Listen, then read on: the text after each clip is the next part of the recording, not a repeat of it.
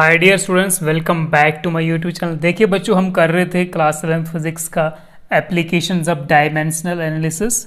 ठीक है, हमने दो एप्लीकेशंस किया हुआ था। पहला एप्लीकेशन था डायमेंशनल एनालिसिस का, conversion of one system of units into another. दूसरा एप्लीकेशन था to check the accuracy of various equations और वेरियस फॉर्मूले। ठीक है, एक्यूरेसी या करेक्टनेस चेक करना था बहुत सारे इक्वेशंस या बहुत सारे फॉर्मूलों का, वहाँ पर भी डायमेंशनल एनालिसिस यूज़ होता है। और तीसरा एप्लीकेशन जो आज हम करने वाले हैं that is derivation of various फॉर्मूले by using method of dimensions. ठीक है, तो हमारे पास कुछ डिपेंडेंट फिजिकल क्वांटिटीज़ दी होंगी, एक दूसरे के ऊपर डिपेंड कर रही होंगी, और हमें उनका जो सूटेबल फार्मूला है वो ड्राइव करना है। ठीक है, by using the method of dimensions. ठीक है, तो चलिए डायरेक्टली हम क्वेश्चंस पे चलते हैं। सो नाउ स्टूडेंट, देखिए हमारे पास क्वेश्चन नंबर 1 है। यहाँ पे आपको पूछा गया है derive the formula for time period of a simple pendulum when the time period depends upon.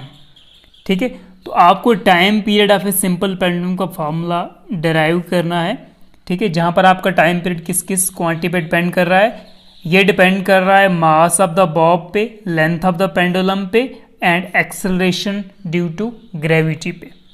ठीक है, तो the time period of the pendulum is depending upon mass of the bob, length of the pendulum, acceleration due to gravity. Clear?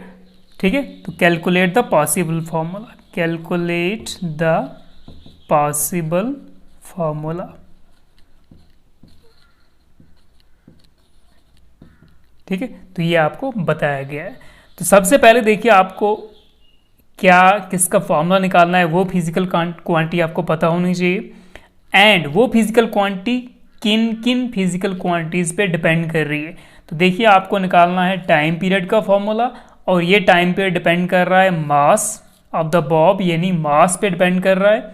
Number 2 किस पे depend कर रहा है, length पे, and number 3 acceleration due to gravity. ठीक है, तो वो चीज़ें हमें क्या करनी है, उनके लिए हमें डायरेक्टली प्रोपोर्शनल लिखना है।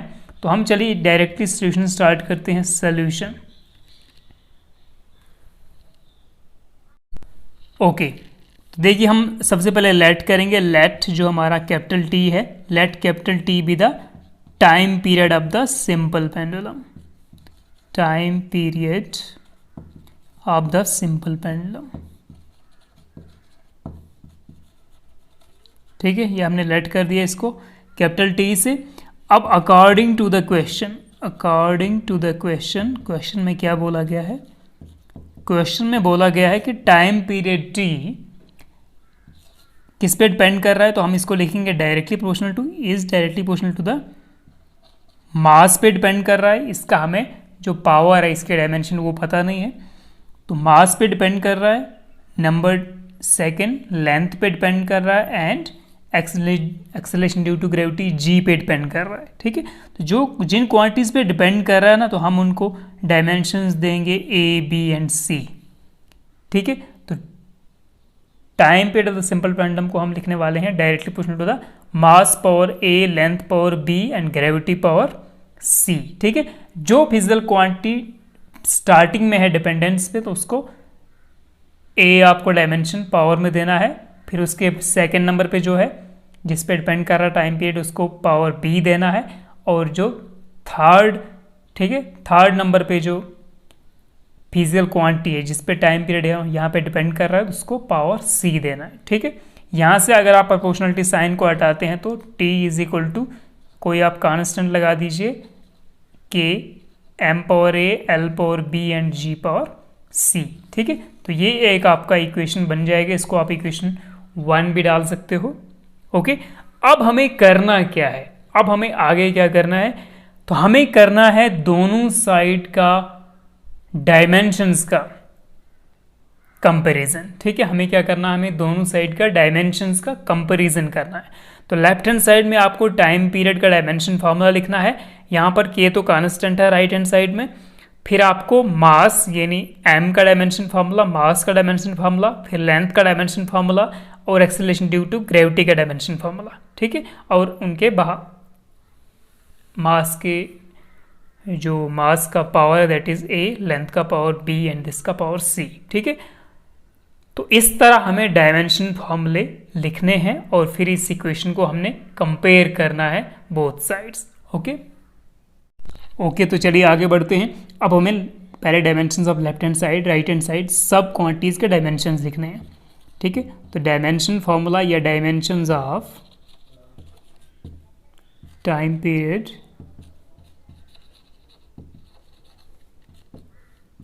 t is equal to T power 1। ठीक है, साथ में आप ml भी लगा सकते हो। ठीक है, m पावर 0, l पावर 0, या आप ऐसे भी रख सकते हो, कोई प्रॉब्लम नहीं। डायमेंशंस ऑफ k इसका कांस्टेंट है, no dimension. Dimensions of mass, length and gravity, तो डायमेंशंस ऑफ मास, तो इसका क्या हो जाएगा dimension, m power 1। Dimensions of length l power 1। ठीक है, dimensions of acceleration due to gravity, dimensions of acceleration due to gravity. ठीक है, g का डायमेंशन, तो क्या होता है g का dimension formula, L1 t minus 2। ठीक है, l power 1 t power minus 2, यही होता है। अब हम इन सारे डायमेंशन फॉर्मूलाज को इक्वेशन 1 में पुट करने वाले हैं। तो देयरफॉर फ्रॉम इक्वेशन 1 से क्या मिलेगा, यहाँ पर टाइम पीरियड का formula m0 l0 t power 1। ठीक है, टाइम पीरियड का पावर 1 है, इज इक्वल टू कांस्टेंट को छोड़ दीजिए m पावर 1 यानी मास का पावर m1। ठीक है, मास का आ गया m1 dimension formula m power 1 whole power a, length का l power 1 whole power b and gravity का L1 t minus 2 whole power c। ठीक है, इतना क्लियर हो गया। तो it implies left hand side क्या है आपका m0 l0 t1। Okay, is equal to, ठीक है, इसको हम मल्टीप्लाई करेंगे, mm के डायमेंशन हैं उनको ऐड करेंगे, तो m पावर, यहीं पे m है, m power 1 into a। Okay, m power a, l power ये हो जाएगा b, यहाँ पे l पावर c, तो l पावर b प्लस, ठीक है, basis are same, powers are added, तो यहाँ पे l का पावर b है, यहाँ पे l1 इंटू c। ठीक है, c इंटू 1 c, तो यहाँ पे l का पावर c है, तो इसके लिए b प्लस c। t की पावर, यहाँ पे इसके पास भी t नहीं है, यहाँ पर भी t नहीं है, यहाँ पर t है, t पावर माइनस 2 है ना, तो c से मल्टीप्लाई करो तो ये हो जाएगा t पावर माइनस 2c। ठीक है, तो राइट हैंड साइड का डायमेंशन फॉर्मूला ये बन गया।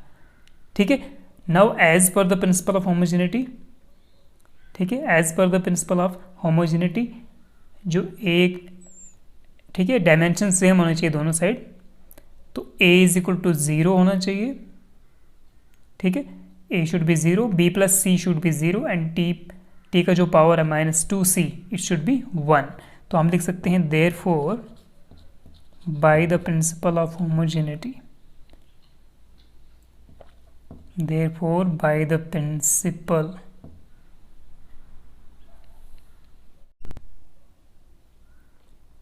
ओके, तो therefore by the principle of homogeneity क्या हो जाएगा आपके पास, a शुड बी 0। ठीक है, a is equal to 0, b plus c is equal to 0 and minus 2c is equal to 1, minus 2c is equal to 1। ठीक है, तो ये तीन इक्वेशंस हमारे पास आई। इनमें से हम क्या करेंगे, ए बी सी का वैल्यू निकालेंगे। ठीक है, और वहाँ पर जो इक्वेशन 1 आपका बना हुआ था वहाँ पे हम इसको ए बी सी का वैल्यूज़ निकाल के यहाँ पे पुट कर देंगे, तो वो आपके पास गिवन फॉर्मूला होगा। क्लियर? सो देखिए हमारे पास ये तीन इक्वेशंस आए थे, तो यहाँ से आपको देखिए a इज इक्वल टू 0 मिल चुका है डायरेक्टली। अब यहाँ से आप इस इक्वेशन को सॉल्व करेंगे तो c इज इक्वल टू, ठीक है, 1/-2, जिसको आप लिख सकते हो -1/2। ठीक है। तो ए का वैल्यू आपको 0 मिल चुका है, सी का वैल्यू अभी जस्ट मिल गया, ठीक है। आप सी इज इक्वल टू -1/2 यहाँ पे पुट करते हैं, तो इस इक्वेशन से क्या मिलेगा आपको, b प्लस सी कितना है -1/2, तो -1/2 इज इक्वल टू है 0, ठीक है। तो it implies b is equal to, ठीक है, ये प्लस माइनस माइनस है तो ये -1/2 है यहाँ पे, यानी b -1/2, इसको अगर आप राइट साइड लेते हैं इक्वल टू के तो ये हो जाएगा +1/2, ठीक है। तो b का वैल्यू भी आपको मिल गया। तो a आपको 0 है, b आपके पास 1/2 है एंड c आपके पास -1/2।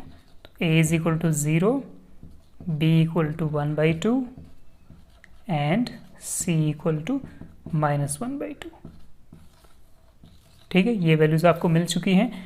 तो using these values in equation 1 we get, using these values, using the values of a, b and c in equation 1 we get,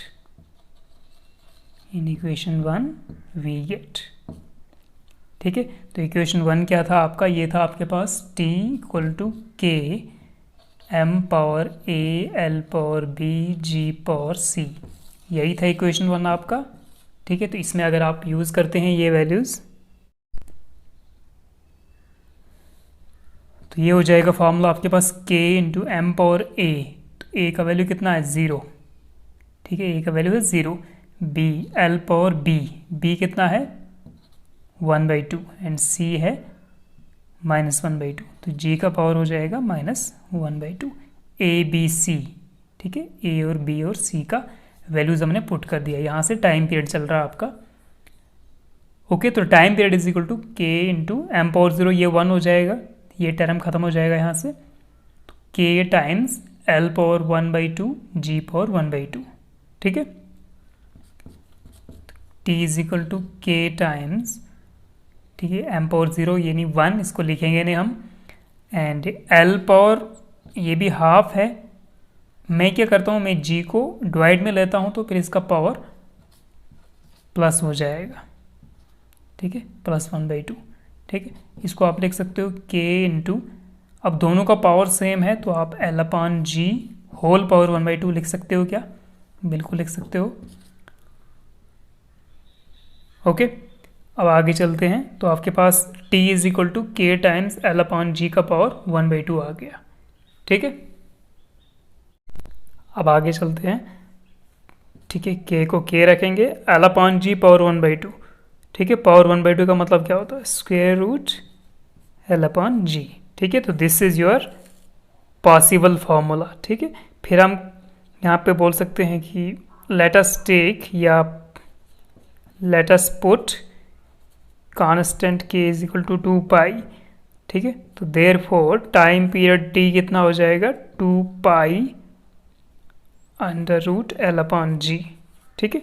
तो this is the formula for time period of a simple pendulum, ठीक है। ये time period of a simple pendulum का formula है, okay. तो आप लिख सकते हो हैंस, या this is the required formula, this is the required formula, okay. तो ये था, इस तरह आपको फॉर्मूलाज को ड्राइव करना है। पहले आपको जो फिजिकल क्वांटिटी एक दूसरे पे डिपेंड कर रही है, ठीक है, जो क्वांटिटी निकालने के लिए बोला गया है जिसका फॉर्मूला आपको उसको लेट करना है, एंड फिर आपको